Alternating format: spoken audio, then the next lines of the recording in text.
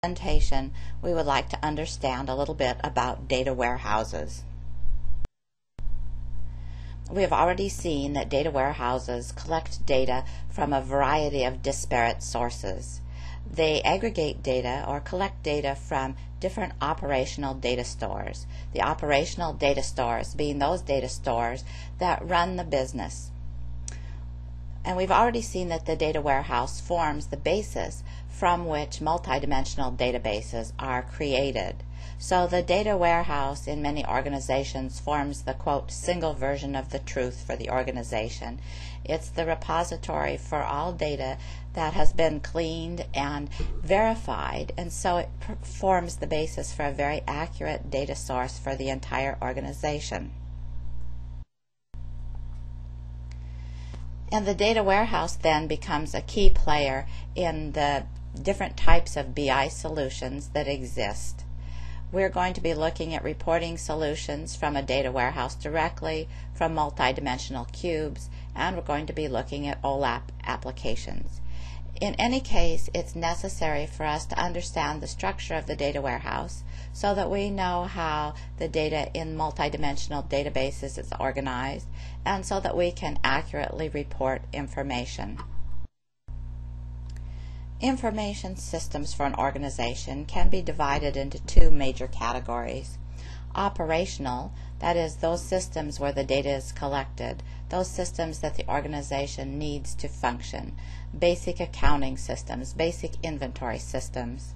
And then the analytical systems, which is where we're focusing in this course, where the data is analyzed, the focus of business intelligence. And those systems, while perhaps not necessary for the organization to actually function, are in today's information world necessary for the organization to function well.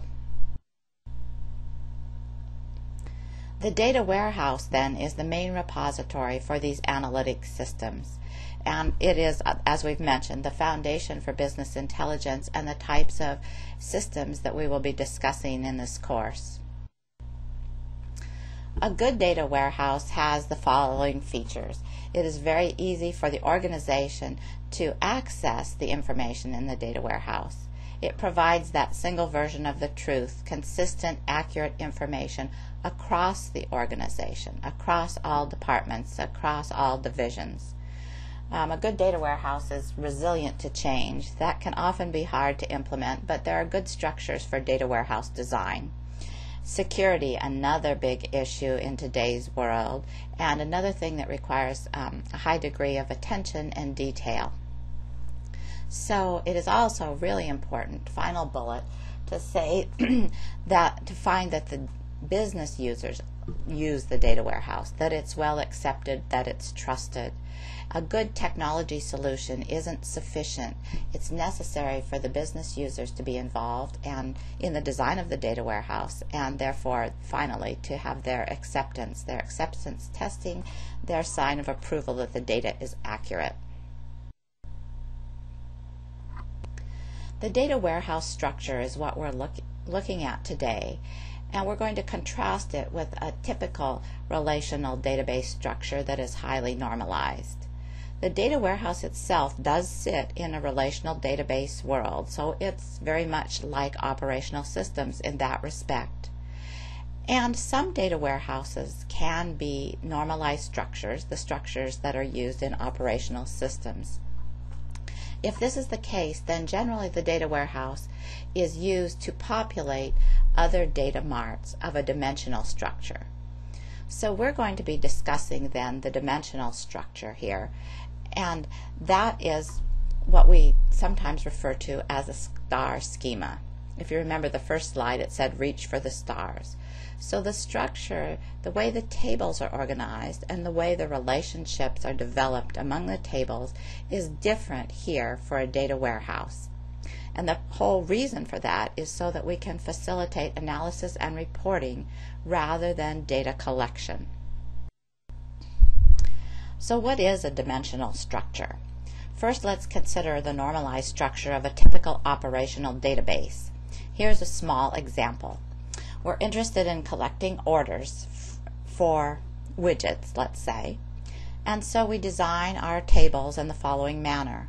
We have an order table to collect what we would call the master information for the order, the information that doesn't pertain to each item ordered, but rather pertains to the order as a whole. And then we have the order detail table that contains the information for each item, each widget that might be purchased, the quantity, the unit price, and so on. But we make sure that we don't duplicate customer information or order date on each detail line. We collect that only once in the orders table. And then we have related to our order a customer, and that relationship takes place using the customer ID number or code. And again, we don't repeat the customer's name, the customer's address on each row in the orders table. We simply refer to that information, the name, etc., about the customer using the customer ID. So our operational database, our normalized structure, reduces any replication of data, which is of course very good if you're entering data, because if we have to change it, we don't want to change it in more than one place. The dimensional structure, however, is not focused on data collection, but rather on analysis of data. And we often organize this structure in what's known as a star schema. In the center of the star, we might have a fact table. We might have facts, measures, numbers about daily sales. This would be where perhaps information from the order and order details table might be collected. And then we have various dimension tables, one for the customer information, one for the product, one for the date, one for the store. This is just an example, but the structure of a fact table central to a number of dimension tables is typical of a star schema and dimensional structure. The fact tables are the primary tables, this kind of the center again of the star, where numerical performance measures are stored. This might be cost measures, quantity measures, other types of numbers. And a row in a fact table really corresponds to a measurement. It might correspond to the sale of one item. It might correspond to an inventory reduction. And the fact table generally has many rows. Dimension tables, on the other hand, don't typically contain numbers per se or measures, but rather they contain the descriptors of the measures. What information is the business, how is the business interested in analyzing that information? There are generally many columns in a dimensional structure, and typically possibly not so many rows as in the fact table. This is the customer. Businesses are interested in analyzing sales by customer. They're interested in analyzing sales by store. They're interested in analyzing sales by fiscal year. So the dimension is what helps us implement the analytic slicing and dicing. And to some extent, it really defines what the end user sees, the end user interface for the data warehouse. It's the question why the word dimension sometimes comes up. And I would say it's because people tended to visualize these types of problems in terms of dimensions, in terms of looking at a cube. Sometimes we call a multidimensional database a cube. So in this particular example, customer values might lie along one dimension, product values along another, and time along another.